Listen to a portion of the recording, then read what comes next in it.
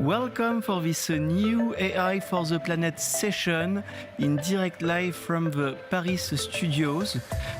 We are switching in English for this international session about the AI for the Planet initiative we launched this year globally with the United Nations agencies and BCG, a new AI for the Planet initiative for climate change.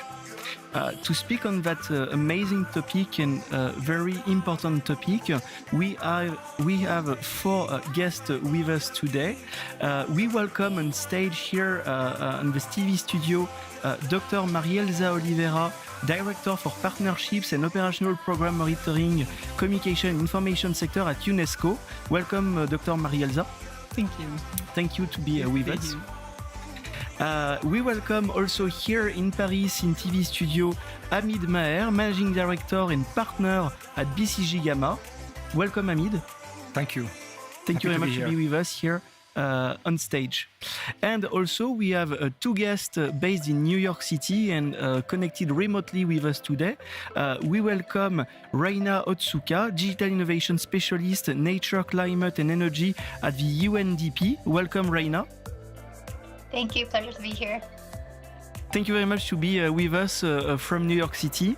And finally, we also have Mark Minevich, Chair Executive Committee AI for Good Foundation, and also Chief Strategist, International Research Center on AI at IRCAI.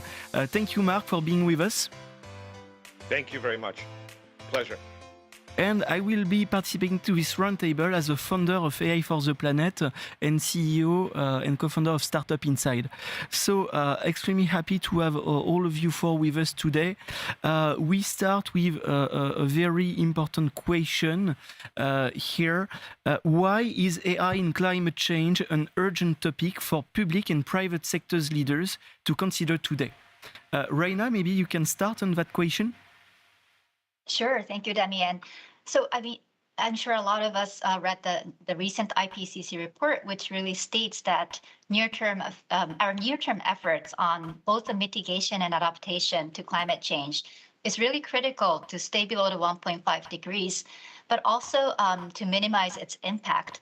And I think what we need to emphasize is that we can't engineer ourselves out of the problem. It's a very systemic problem.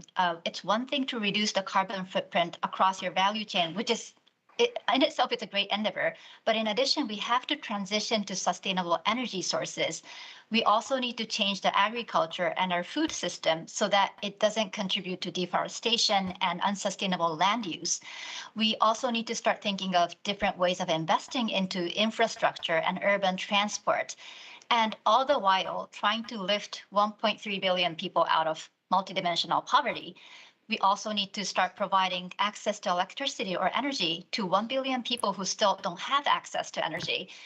And also being mindful that the risk of climate change impact is disproportionately higher for people who are already living in vulnerable situations.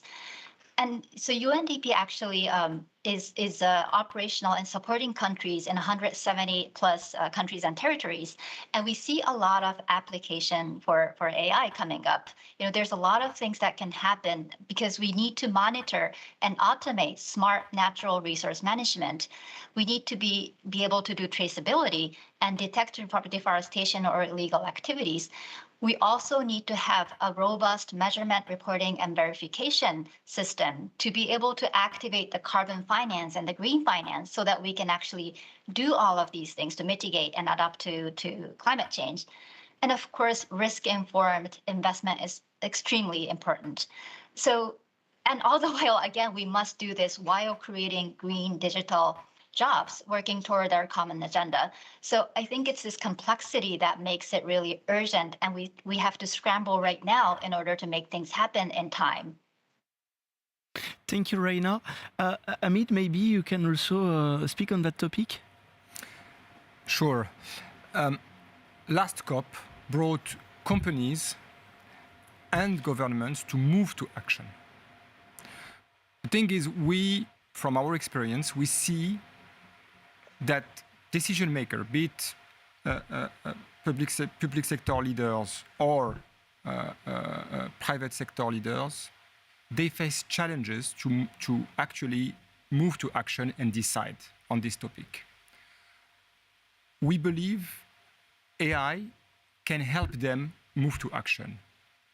It can be critical for them to actually set the baseline, not only on the emission side, but also on the risk side for adaptation and resilience. Clarify the impact for them, and then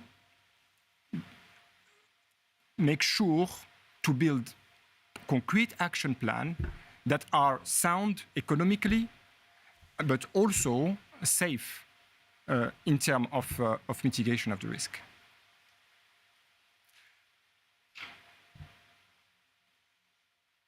Yeah. Mark, maybe additional comments on the AI's unique role in climate topics? Thank you very much, Damien, for your leadership today. Highly important topic. As many of my peers, my colleagues mentioned, extreme weather events are occurring every month now. We have yesterday we had an extremely cold day in New York. Ongoing pandemic is also causing major problems, shortages of direct and indirect materials. Look at what's happening. Status of sheet metal, computer chips, food ingredients are all up in the air.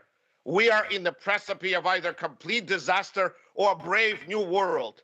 The disruptions from COVID-19, geopolitical tension, and extreme weather has awakened the world, public and private sector.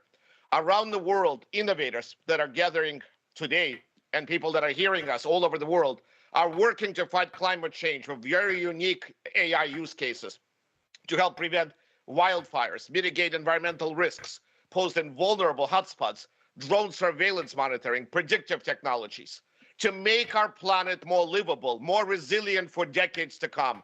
If we don't act decisively now, the economic damage caused by the climate change in the next 2 decades will likely be as bad as COVID-sized pandemic every 10 years. That's not acceptable. In sustainability, digitalization has potential to reduce global carbon emissions by up to 15%, making a significant contribution to meeting the overall 40% reduction target set by many countries. I'm referencing the United Nations Framework Convention on Climate Change, UNFCCC, and the Paris Agreement by 2030. Furthermore, I must say, Global E-Sustainability Initiative right now has estimated that 11 of 176 of SDG targets could be directly influenced by the power of AI, cognitive cloud, Internet of Things, Meta, and blockchain. Finally, I will say AI could help do well by doing good.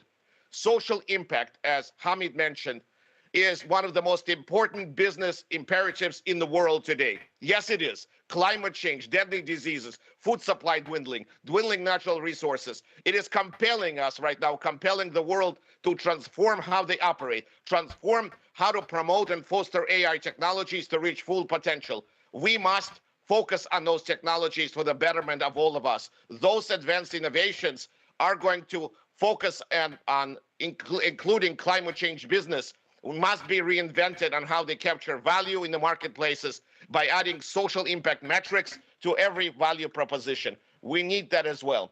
Bottom line is digital technologies are not just software product tools. AI is not just a software product tool, but it's a powerful weapon to enable economic growth and simultaneously cause major issues that would speed up the development of solutions. Investors and technology companies, we hope, will have a special obligation to our society, and that's the point of our initiative. Thank you very much. Thanks, Mark. Actually, the main question, I think, is here, what is the potential of AI against climate change? Maybe, Dr. Marielza, you want to answer on that? No, thank you very much. This is the question, right? For us, at UNESCO, we need to say that, climate change is the biggest challenge we face in our time. There's nothing quite like it for the amount of suffering, for the risk that it poses to our planet or to our societies, to everyone. And of course, when you look at you need to transform patterns, transform the way we produce, the way we consume, the way we live. You need to truly transform the way societies function. And if you look at what AI is being doing in the private sector, even created a term for that, digital transformation. This is a technology that is disruptive, that is capable of, really looking at things in a different way and deriving from types of data, from analytics, different ways of addressing problems, different ways of analyzing and engaging with problems. So imagine what AI can do if you put that, for example, to food systems. 17% of the food produced in the world is actually lost every year. And still 700 million people go to bed hungry every night. It's a terrible thing. Imagine what AI can do when you look at patterns of transportation, of agricultural production, of the usage of fertilizers, of transportation of food from one point to another, and so on and so forth, to find the optimization patterns that can really transform the way we raise, we grow, we distribute, we consume food, and make it accessible for everyone. This is an extraordinarily powerful technology. But of course, we need to be careful about how this technology actually works, because it has its challenges itself. And for UNESCO, the challenges are around the fact that there are uneven capacities around the planet for us to really make the best possible use of this technology. Developing countries don't have the patterns, the capacities. 32 countries in Africa have told us that they are not yet there, that they need help bringing themselves, up to speed with how to use these technologies. And those are the countries that need it the most. Women are kept out of the innovation patterns because they are kept out of STEM, education. They are kept out of the jobs, the high-paying digital jobs that actually have, actually increasing the pay gap between the genders. And AI itself has a footprint, a carbon footprint. We need to actually reduce the carbon footprint of AI. And finally, there's one thing that we need to remember.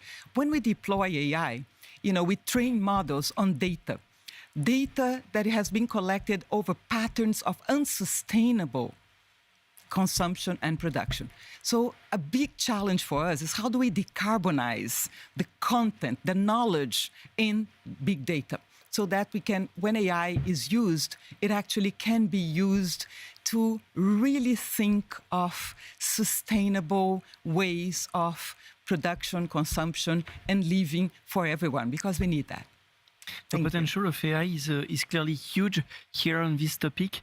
Hamid, maybe you want to add some comments? Yeah, sure.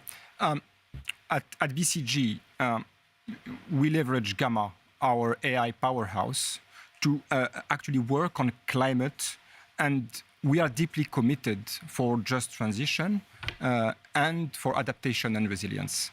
And what we have seen, and that we are able to derive massive value from leveraging AI in climate work.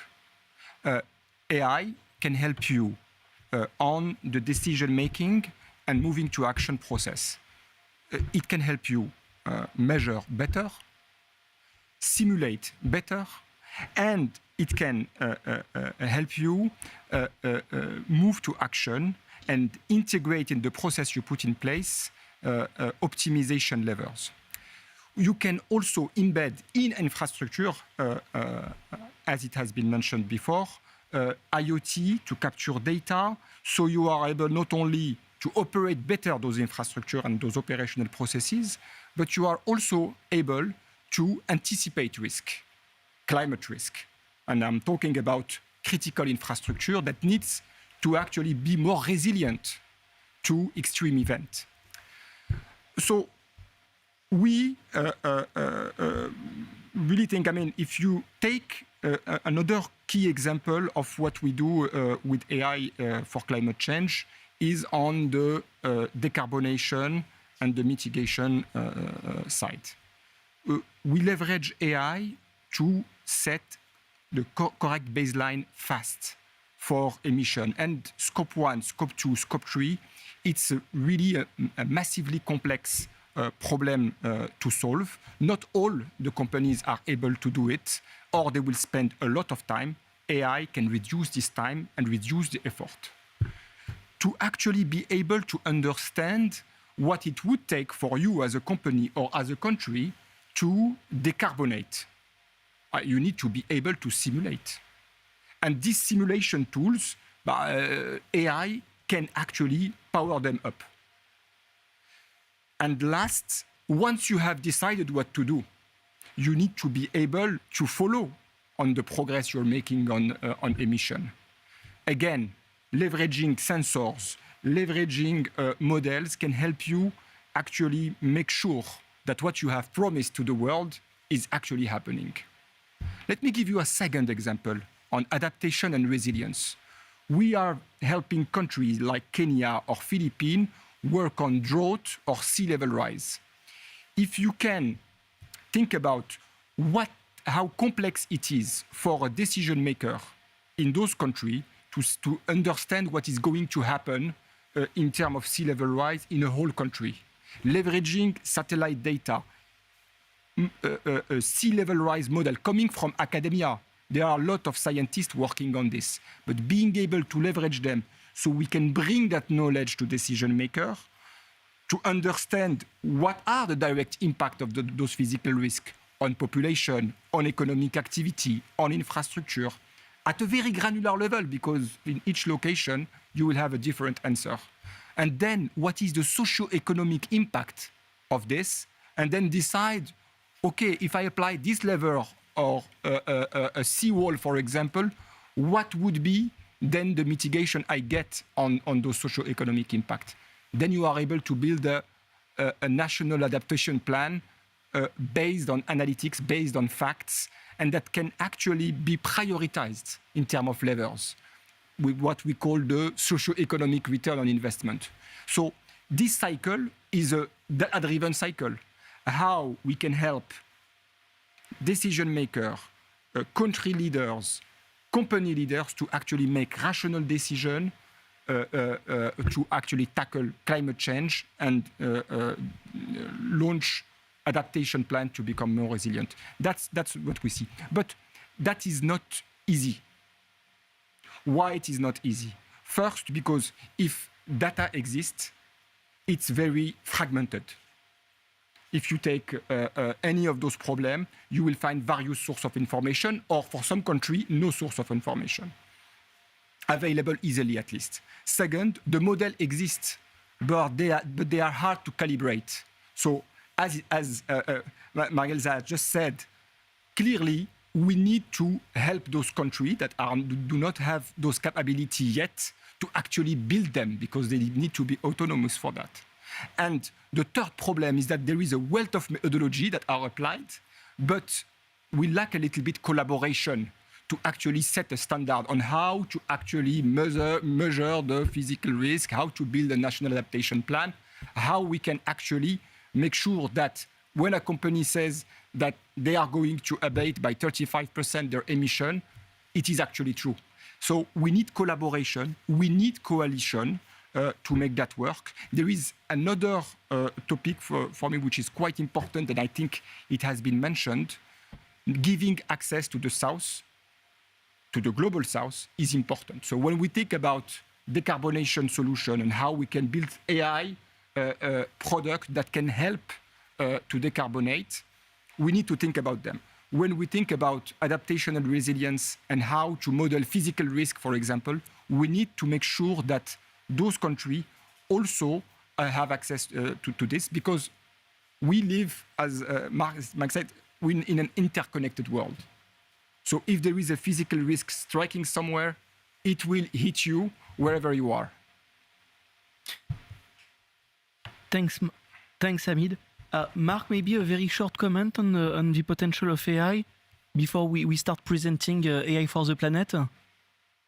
Thank you very much, Damien. Thank you very much, Hamid, for your perspective. You pretty much outlined exactly what we need to do, what is the action plan and roadmap. But I must just say a couple of words.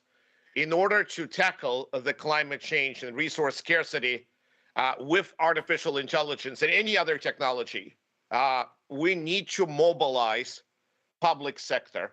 And the public sector, in my opinion, has to act quickly. It has to act responsibly by aligning a revenue growth model with social innovation model. What it means is, Hamid used the terms collaboration, so as my other colleagues. Collaboration between stakeholders here will be essential to create an impact. Private sector companies, together with international agencies and governments and the investors, need to work together in order to make sustainable development goals a reality. What we're seeing is global technology companies and investors proven that they could help with connectivity, with innovative technological solutions for unserved and underserved populations across the globe. This is a monumental step for the world over the last 10, 15 years. Big tech has helped us to get and stay connected, informed, and up to date. But more can and must be done. Big tech has to reorient from short-term pursuit to responsible, purpose-driven growth agenda, long-term agenda. It's not good enough just to simply focus on efficiencies and improving customer experience.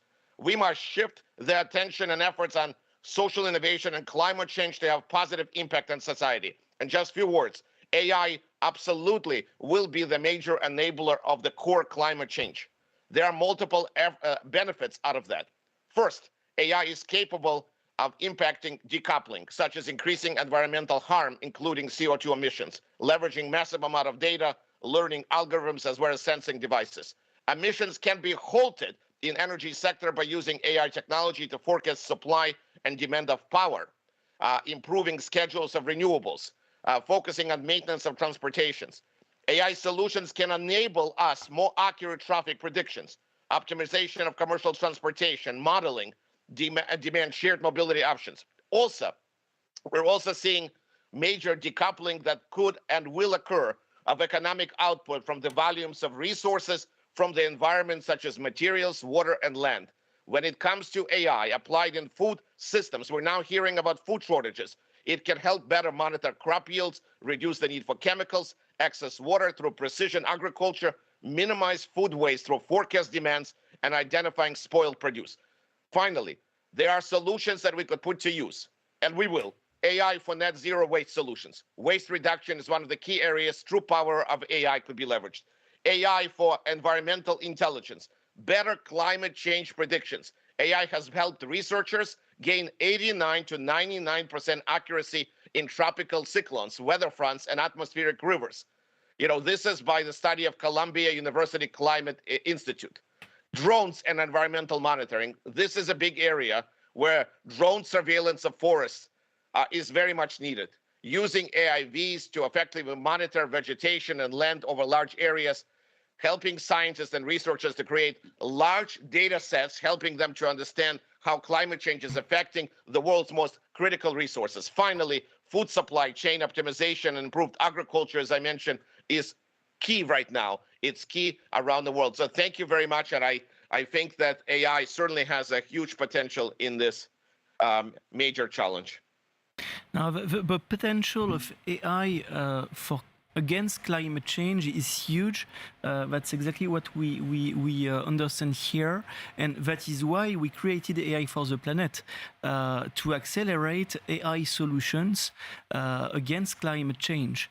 To find the best solutions worldwide in the global north and south, to find the best AI solutions and to scale them in order we can find a solution. Well, so AI for the Planet is a global platform to accelerate AI solutions at scale. And this year, that's why we joined forces with UNESCO, UNDP, UNOICT, with BCG, to build a very strong initiative around climate change. We want to focus on climate change for this year at AI for the Planet. And what we want is to build a very strong community of AI and climate leaders. The goal here is to make sure we gather all the best experts worldwide. We want to be as inclusive as possible, of course, between the South and North. And we want to have this strong community of experts on climate change and AI.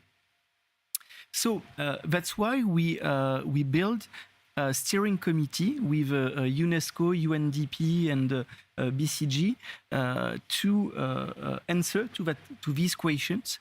And we will extend this steering committee with a full advisory board of academic institutions, companies, startups, private and public actors, in order we can find all around the world the best AI solutions. So we will build a full mapping of AI solutions for climate change in 2022. Also, this year, we want to build a global platform to help this AI project to scale, because it is the most important thing. Clearly, AI can bring solutions facing climate change, but if we want to have a real impact, we need to have AI at scale. Absolutely. And that's why we work together and we join forces to make sure we can help these AI solutions to be at scale. And finally, we will write a report and host a summit on the impactful uses of AI for climate change. So this initiative clearly is unique. Mark, can you tell us why this initiative is unique? Thank you very much, Damien. Again, it is really an amazing privilege to be part of this broad community, this broad coalition, as you mentioned, Damien. I'm excited to work with you and the team that we have assembled today.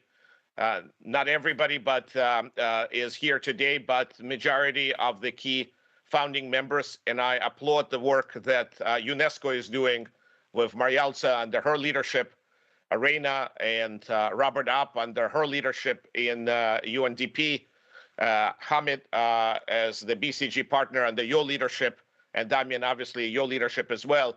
We're combining forces because we need a multidisciplinary coalition, as you mentioned. We need to bring everybody. No one can be left behind. We're looking at all sectors, all disciplines.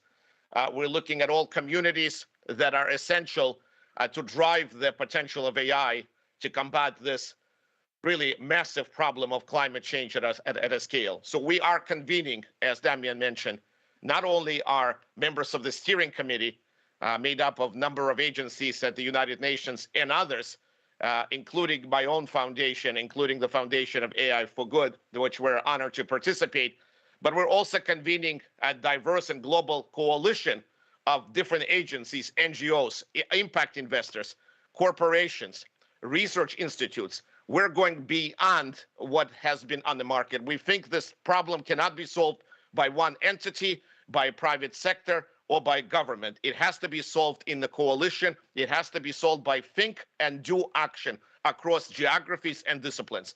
But multidisciplinary coalition, which we intend to build, over a period of time this year, and then hopefully leave a lasting legacy with a permanent council, a permanent coalition towards the end of our process by 2023 is not enough. As many of my colleagues at the United Nations mentioned, as well as also the private sector, action is what we want. Action is what the world needs now. The world doesn't need more talk. The world doesn't need more reports. The world needs action. And we are committed as a group to drive very concrete, measurable action on climate change by building one-of-a-kind, peer-to-peer, knowledge-based platform to scale climate A solutions, meaning that we will identify the leading climate AI solutions all over the world in geographies and sectors with the help of our partners, our colleagues, our team worldwide, with the help of the United Nations, the World Bank, and many others. We will then not only announce them, we will work with them. We will understand the value, and we will amplify the value that the world will hear them in a massive way. We will mobilize this ecosystem to support and deploy promising solutions. We will try to find financial assistance, access to the impact investors, access to the corporate leaders, and we will provide best practices and best trends that are necessary to create level of action that we're going in. This is a fight, and we are going to bring resources and expertise and talent and a massive amount of action to win. and hopefully to make a difference. We also, as Damian said, cannot do it as an incrementalist. Incrementalism at climate change does not work. Incrementalism does not work on digital transformation. It doesn't work at AI, and it certainly does not work with massive problem of climate change. We're looking at scale. We're looking at moonshot initiatives. We want to highlight key use cases. We want to identify the obstacles, the challenges that prevent those solutions from impacting, different players, countries, needs around the world. There are people suffering today on micro islands across the world in global south, as Hamid mentioned. We cannot leave them behind. The platform we will build this year hopefully will have some legacy that we could build upon, that will be resilient, that will be designed to help solutions to overcome those obstacles, to scale, to move from POCs and pilots to full implementation. Hopefully from full implementation to some sort of a beginning of the moonshot initiatives, combining both the might of the public and private sectors. And finally, there are many people that are underserved and underprivileged. There's a great deal of emphasis right now today at the G20 being hosted at Indonesia, which I'm privileged to be part of. The access has to be, the focus has to be on Global South.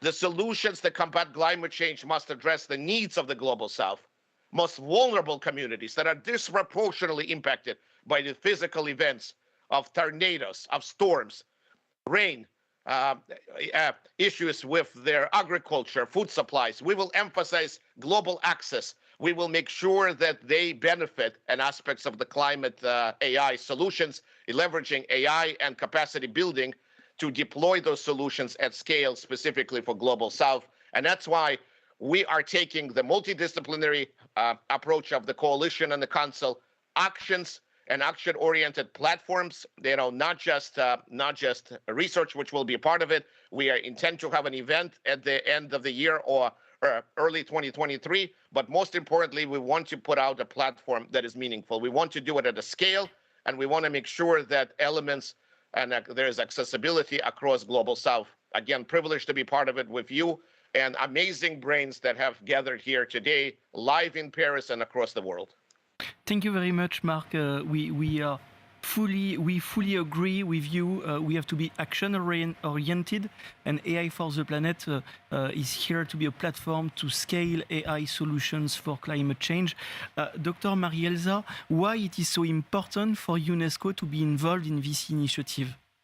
Well, first of all, let me say that working with passionate people to solve the biggest challenge that we have nowadays is one of the privileges we have. And it's an incredible thing for us. So, let me start by saying thank you to our partners here, because it's really something that is spectacularly needed. This platform has some particular elements that are very special to us. First, it's a multi-stakeholder model of thinking through the kinds of solutions and bringing them to scale. And those two things are important because multi-stakeholderism actually helps us to look at a problem from very different perspectives in order for the solutions to actually be constructed to serve the greatest possible good, in how they are deployed. So this is one of the things that we really like about this platform, that excites us about it. The second thing is we're talking about a global platform that intends to bring solutions at scale, but particularly to those who most need it. Bringing solutions at scale is what we're talking about. Like Mark has said, incrementalism is incompatible with a global catastrophe. There's nowhere you can hide from climate change. Everyone needs to be on board and actually contribute to this, with the different types of actions from individual level to national, to regional, to global levels. We need to actually come with the best possible solutions that really are tested in different types of environments and can be applied. And the thing that AI does extraordinarily well, is actually identify this, predict where they need to be, they can be deployed to make the greatest possible good, and adapt different models to different patterns of a context in which they need to be applied. So the application of AI is special for us, so it's not only a solution that is most stakeholder driven, global, scaling up, but using technology that is disruptive to disrupt the biggest disruption we have to planetary life, and it's spectacular for us. So for UNESCO, what do we bring to the table on this? First, UNESCO has the first global instrument on the ethics of artificial intelligence. And that global instrument states very clearly that environment flourishing is one of the key principles of artificial intelligence development. So AI should be developed in ways that enable us to really promote environmental sustainability in every possible stage of the development and deployment of AI. We need to do that. Second, UNESCO is developing, a competency framework for civil servants. Millions of civil servants around the world that contract, procure, and deploy different types of resources, natural and man-made resources, that even if you improve a little bit on that, already it's an incredible scale of impact. And building the capacities of civil servants to actually use AI, for human, humanistic use of AI to provide best quality public services with the minimum of resources, with the maximum of effect on society. That's what we are looking for. So, our recommendation on artificial intelligence ethics, make sure that, every AI deployment is permeated with, unbiased and sustainable design, and that we have capacities built, not only on civil servants, but for small and medium-sized enterprises. It's not just the big companies that need to be, thinking and using AI.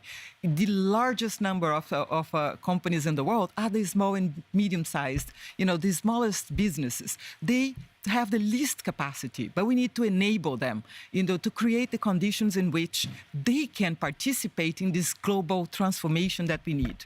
And of course, we want to embed artificial intelligence in education systems. And we are already thinking the futures of education, have already agreed on global frameworks for transforming education so that it incorporates artificial intelligence and enables a new generation of thinkers in that area. So this is where we are going with that. And I'm so happy to be working with all of you. So thank you very much. Thank you very much, Dr. Marielza. We are really happy to have UNESCO on board. Right now, do you hear us in New York City? Yes. So right now, why it is so important for UNDP to be involved in the AI for the Planet initiative this year? Yes, of course. So again, thank you so much for letting us being a part of this. And for UNDP, action is everything. We need to make a change, and of course, partnership is also a key to everything that we do. So we are really much looking forward to this, to being a part of this platform and the coalition, because we see that there's opportunities of actually shaping the direction of technology. It's almost like being at the foot of an exponentially growing technology innovation in front of us, and we actually have an opportunity to help the shaping of this technology.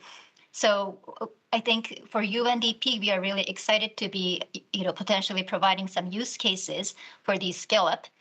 Also to be a part of thinking through what kind of business model or economic model can help let AI reach the most vulnerable people, the last mile, not only about access to the technology or being a consumer of the technology, but also to be sure that the people in the country that we serve for also raise the capacity, and we do it in a way that the technology does not exaggerate the existing inequality. So it's really about co-producing, co-designing the technology together with the people who are the most in need. So I think this will be a wonderful opportunity to actually iterate on the way that we think about AI and technology together with different partners. And as UNDP, we do have almost over 700 projects ongoing across the world in Africa region. Also, there's a lot in the small island developing states, which are, again, disproportionately affected by climate change. So it will be a great opportunity to see how digital transformation can actually trickle into these projects and make a change and create much more impact than what we can do as of now. So as UNDP, we do have a digital transformation work going on since 2017 and 2019, and we are really, really excited that this platform can really accelerate a lot of the work that we've been doing. Thank you so much. Thank you very much, Reina. We are very happy to have UNDP on board in this amazing initiative launching today. Amit, to conclude, BCG will be a knowledge partner of this AI for the Planet initiative. Why it is so important for you and BCG to be involved and to be involved in AI for the Planet? First, it's an honor for us to be the knowledge partner of this initiative and be working with such a passionate team driven by impact. So BCG as a whole is committed to driving progress, AI and climate. It's important for us, for our people, and for our purpose. So this initiative for us is a perfect fit of what we're trying to do. It's at the intersection of social impact, climate and sustainability, and Gamma, which is our AI powerhouse. And collaboration and contribution between public sector, private sector, academia, international organization, for us is the key. Of actually moving to action, as it has been said. We are, again, happy to be the knowledge partner. We will mobilize, of course, the full potential of BCG, including our expert, our use case, and our network to build a coalition around this. And again, thank you very much. We are very honored to be part of this. Thank you very much, Hamid. So this is the end of this roundtable. AI for the Planet is AI solution accelerator at scale. Thank you very much, Amit. Thank you very much, Dr. Marielza. Thank you, Reina and Mark from New York City. Thank you very much for all of you to be here for the official announcement of the AI for the Planet initiative to accelerate AI solution at scale. Thank you very much.